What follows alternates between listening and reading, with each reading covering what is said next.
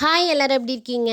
Guna cooking and vlog சேனலுக்கு உங்களை அன்புடன் வரவேற்கிறோம். இன்றைக்கி ரொம்ப ஒரு யூஸ்ஃபுல்லான வீடியோ தாங்க பார்க்க போகிறோம். என்ன வீடியோ அப்படின்னு பார்த்தீங்கன்னா, ஃப்ரிட்ஜில் உள்ள ஃப்ரீசரில் ஐஸ் கட்டி இது மாதிரி அடிக்கடி ஃபார்ம் ஆகிடுங்க. இது ஒரு பெரிய பிரச்சனையாகவே இருக்கும். உள்ளே ஒரு பொருள் வச்சோம் அப்படின்னா அதை சீக்கிரமாக எடுக்கவும் முடியாது. நல்ல ஐஸ் ஃபார்ம் ஆகி அதை க்ரிப்பாக பிடிச்சிக்கிறோம். இது மாதிரி ஃப்ரீசரில் அடிக்கடி ஐஸ் ஃபார்ம் ஆனாலும் கரண்ட் பில் ஏறுறதுக்கு நிறைய வாய்ப்பு இருக்குங்க. இது எல்லாமே நம்ம மிச்சப்படுத்தணும் அப்படின்னா ஒரு சூப்பரான வழி தாங்க உங்களுக்கு நான் சொல்ல போகிறேன். இப்போ நார்மலாக எல்லாரும் ஃப்ரிட்ஜ்லேயும் இது மாதிரி பட்டன் ஒன்று இருக்குங்க.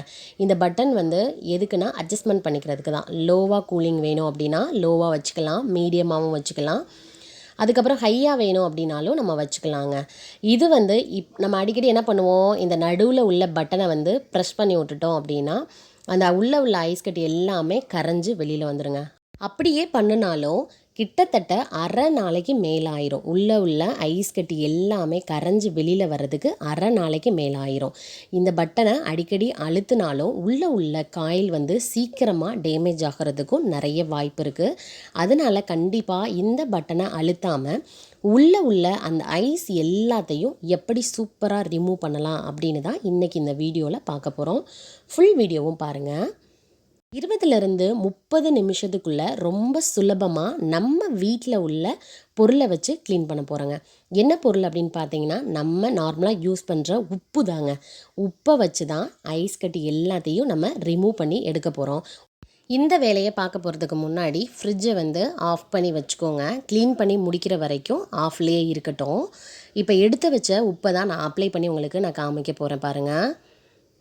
எந்தெந்த இடத்துல உங்களுக்கு ஐஸ் நல்லா ஸ்ட்ராங்காக இருக்குது அப்படின்னு ஃபீல் பண்ணுறீங்களோ அந்த இடத்துல இது மாதிரி கொஞ்சமாக உப்பு எடுத்து அப்ளை பண்ணி விட்டுருங்க. அதே மாதிரி சுற்றியும் எல்லா இடங்கள்லையும் அப்ளை பண்ணி விட்டுருங்க. நம்ம கீழே பால் பாக்கெட்லாம் வைப்போம் பார்த்தீங்களா, அதுக்கு கீழேயும் ஐஸ் ஃபார்ம் ஆகிருந்துச்சு அப்படின்னா நீங்கள் அங்கேயும் அப்ளை பண்ணிக்கோங்க. இப்போ லைட்டாக அப்ளை பண்ணுறப்பவே பாருங்களேன், அப்படியே ஐஸ் உருகி வர்றது நல்லாவே தெரிஞ்சுது. இப்போ நல்லா அந்த ஐஸ் கட்டி நல்லா வழுவழு அப்படின்னு இருந்துச்சு. இப்போ மேலே எல்லாமே அப்படியே கரைஞ்சி ஒரு மாதிரி சொரன்னு ஆயிடுச்சு. கொஞ்ச நேரத்துலையே பார்த்தீங்க அப்படின்னா அந்த கீழே உள்ள எல்லா ஐஸ் கட்டியும் சீக்கிரமே கரைஞ்சிருச்சுங்க.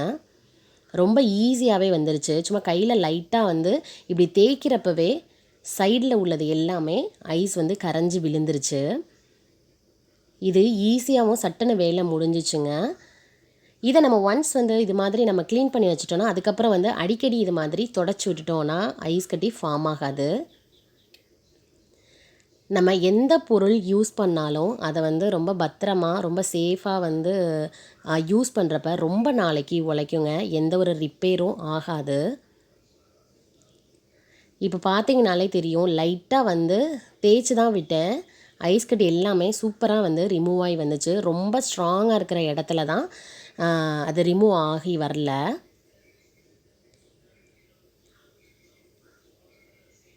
இப்போ அந்த முன்னாடி உள்ள ஐஸ் எல்லாமே நல்ல ஒரு மாதிரி ஸ்ட்ராங்காக இருந்துச்சு. சரி, அது கொஞ்ச நேரம் இருக்கட்டும் அப்படின்னு சொல்லிட்டு அப்படியே விட்டுட்டேன்.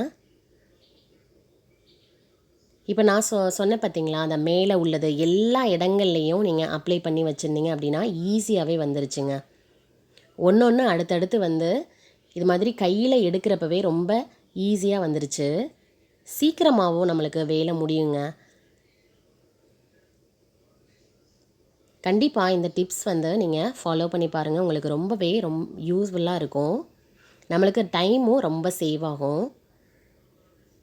அந்த மேலே ஒட்டி இருந்தது மட்டும் கொஞ்சம் நல்லா ஸ்ட்ராங்காக இருந்தனால அது இன்னும் எடுக்க முடியல. செலவே இல்லாமல் நம்ம வீட்டில் யூஸ் பண்ணுற உப்பை வச்சு அதுவும் இவ்வளோ சீக்கிரமாக ரிமூவ் பண்ண முடியும்னா கண்டிப்பாக முடியுங்க. கீழே எவ்வளோ தண்ணி அப்படியே கரைஞ்சி வந்திருக்கு அப்படின்னு பாருங்கள். ஈஸியாக அதை எடுத்து நம்ம ரிமூவ் பண்ணி கீழே ஊற்றிடலாம்.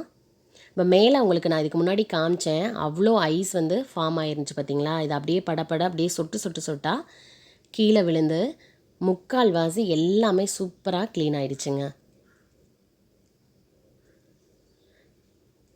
ஒரு 20 நிமிஷத்துலேருந்து 30 நிமிஷத்துக்குள்ளே இந்த வேலையை நம்ம சட்டுன்னு முடிச்சுட்டு நம்ம அடுத்த வேலையை பார்க்க ஆரம்பிச்சிடலாம்.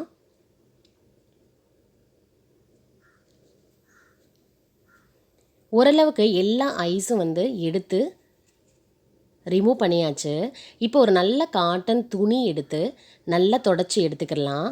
அங்கங்கே ஒட்டிகிட்ருக்கிற சின்ன சின்ன ஐஸ் கட்டி இருந்தாலும் நம்ம துடைக்கிறப்ப அது அப்படியே கையோடையே வந்துடும். ரொம்ப ஈஸியாக வந்து க்ளீன் பண்ணி முடிச்சாச்சுங்க. இந்த வீடியோ உங்களுக்கு ரொம்பவே யூஸ்ஃபுல்லாக இருக்கும் அப்படின்னு நான் நினைக்கிறேன். நம்ம யூஸ் பண்ணுற பொருளை ரொம்ப பாதுகாப்பாக சேஃபாக வந்து யூஸ் பண்ணுவோம். இந்த வீடியோ உங்களுக்கு யூஸ்ஃபுல்லாக இருந்துச்சு அப்படின்னா ஒரு லைக் பண்ணிக்கோங்க, ஷேர் பண்ணிக்கோங்க. மறக்காமல் சப்ஸ்கிரைப் பண்ணி பக்கத்தில் உள்ள பெல் பட்டனையும் கிளிக் பண்ணி ஆல் அப்படிங்கிற ஆப்ஷனையும் கிளிக் பண்ணி வச்சுக்கோங்க. அப்போ தான் அடுத்தடுத்து போடுற வீடியோ உங்களுக்கு நோட்டிஃபிகேஷனாக வரும். நீங்களும் தொடர்ந்து வீடியோ பார்க்கலாம். தேங்க்யூ. பாய்.